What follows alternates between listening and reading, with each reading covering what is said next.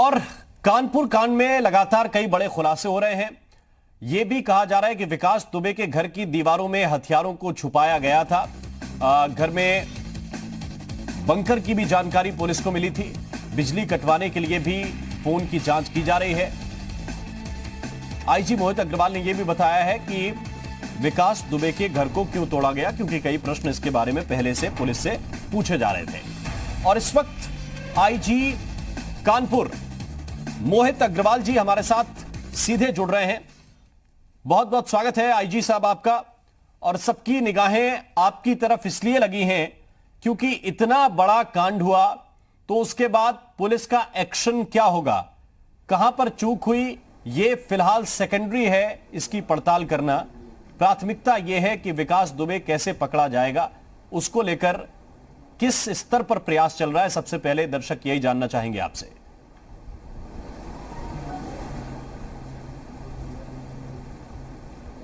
देखिए, जैसे ये दुर्भाग्यपूर्ण घटना घटित हुई, तत्काल हमारे पूरे कानपुर नगर की 40 थानों की फोर्स रात में ही अपने ऑपरेशन को चालू कर दी थी। कॉम्बिंग को हम लोगों ने आरंभ किया, सारी सीमाएं सील करी और सुबह के टाइम में ही इन अपराधियों से, इसके गैंग के कुछ अपराधियों से हमारी पुलिस की मुठभेड़ होती है और इस गैंग के 2 प्रमुख अपराधी मार गिराए जाते हैं पुलिस मुठभेड़ में। उनसे राइफल बरामद होती है, उनसे पुलिस की लूटी हुई पिस्टल बरामद होती है।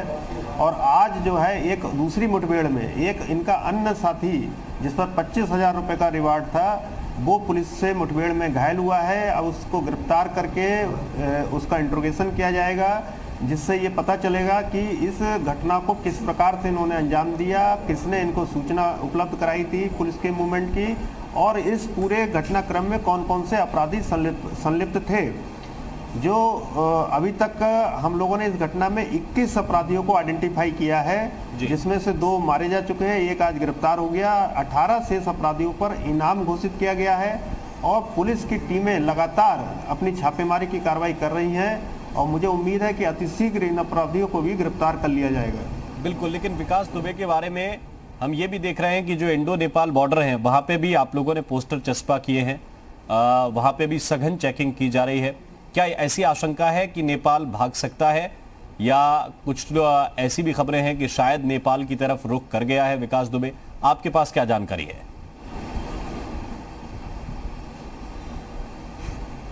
देखिए, हम लोग कोई भी चांस नहीं छोड़ना चाहते हैं, तो जो भी संभावनाएं इसके भागने की हो सकती हैं वहाँ पर हम लोग चेकिंग कर रहे हैं, वहाँ पर दबिशें दी जा रही हैं, वहाँ पर सतर्कता बरती जा रही है, पोस्टर्स लगाए जा रहे हैं। तो अभी इस बारे में लगातार बहुत ही प्रोफेशनल तरीके से हम लोगों का ऑपरेशन चल रहा है। एसटीएफ से हमारा पूरा कोऑर्डिनेशन है, एसटीएफ की टीम में इसमें लगी हुई है और कोई भी अपराधी जो है पुलिस से ना आज तक बचा है, ना ही ये अपराधी पुलिस से बच पाएगा। लेकिन इसके पीछे की कुछ इस बारे में भी तफ्तीश कर रहे हैं क्या कि लिंक कहां है, कहां चूक हो गई आपके ऑपरेशन में और किसने मुखबिरी कर दी पुलिस की? ये तो आपकी जांच के अंदर अभी दिख रहा है, लेकिन कुछ पॉलिटिशियंस जिनका सहयोग रहा है, जिनकी एक तरह से संरक्षण रहा है, क्या उस दिशा में भी जांच को आगे बढ़ाया गया है?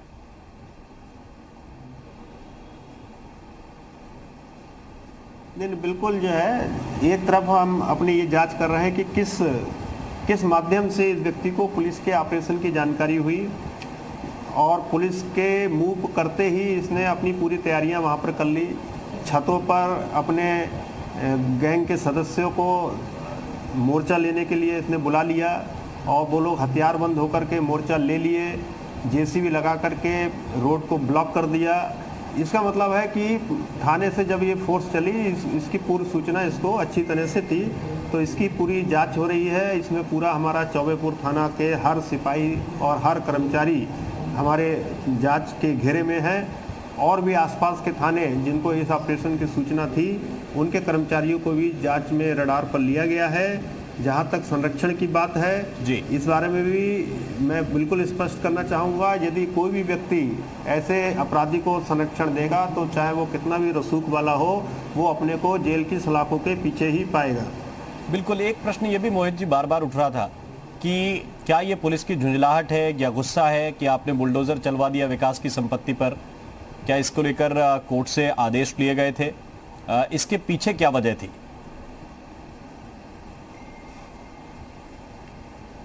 देखिए, पूरा एक लीगल प्रोसेस है। सीआरपीसी की धारा 100 के अंतर्गत पुलिस ने एक ऑपरेशन सर्च वहां पर चलाया था। पुलिस को इस तरह की लीड्स मिली थी कि इसने बहुत सारे हथियार जो हैं घर के अंदर छिपा रखे हैं दीवारों में। जिस तरह से लोग को ब्लैक मनी को दीवारों में छिपा लेते हैं, चुनवा देते हैं या बंकर्स में ज़मीन में गाड़ देते हैं, इसी प्रकार से इस व्यक्ति के द्वारा हथियारों को, बारूद को, कारतूसों को जो है दीवार में चुनवा दिया गया था और नीचे बंकर के नीचे छिपा करके रखा गया था। जो पुलिस के लूटे हुए हथियार थे, इस तरह की भी इंटेलिजेंस थी, उसको भी ये बंकर के नीचे दबा करके भागा है।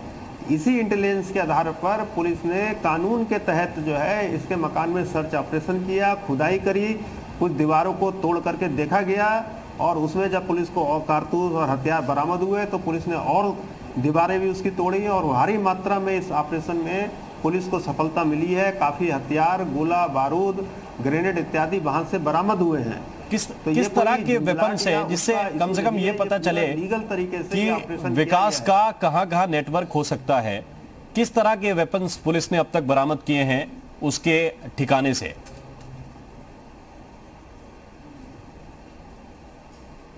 देखिए, इसकी अभी पूरी डिटेल्स जो है मीडिया के साथ साझा की जाएगी। इसकी एक प्रेस कॉन्फ्रेंस यहाँ पर आयोजित की जा रही है जिसमें सारे वेपन्स की डिटेल्स, जो भी यहाँ पर रिकवरी हुई है, जो गोला बारूद बरामद हुआ है, ये सब कुछ मीडिया के सम्मुख रखा जाएगा।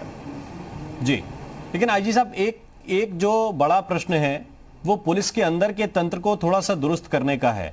आप ऑपरेशन क्लीन अभी इससे पहले चला रहे थे, फिर से संभवतः निर्देश मिलेंगे कि जो टॉप बदमाश हैं, जो हिट लिस्ट है जो आपकी, लेकिन पुलिस के अंदर जो क्लीनिंग का सिस्टम है उसको लेकर कैसे काम करेंगे?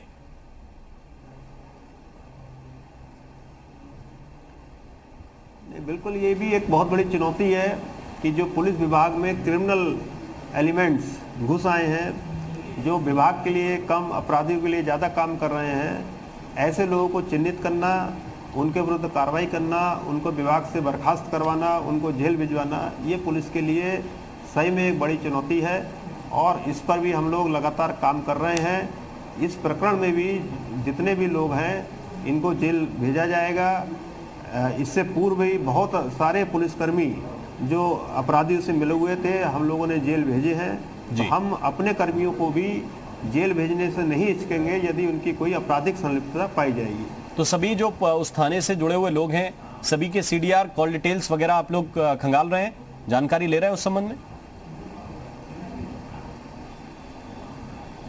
बिल्कुल बिल्कुल, सभी लोग हमारे जांच के घेरे में हैं और उनके मूवमेंट की, अपराधियों से उनके संबंधों की, कब कब उनकी वार्ता हुई है इन अपराधियों से, इस सभी पर हम लोग अपना काम कर रहे हैं और अगले, मुझे लगता है 48 घंटे के अंदर ऐसे लोगों को हम चिन्हित कर लेंगे जिनका संबंध इन अपराधियों से था। बहुत बहुत धन्यवाद, बहुत बहुत शुक्रिया मोहित अग्रवाल जी, आपने हमें वक्त दिया। आईजी हैं आप और पूरे मामले की जांच के प्रमुख भी हैं। बहुत बहुत शुक्रिया, आप हमारे साथ जुड़े, बहुत बहुत धन्यवाद।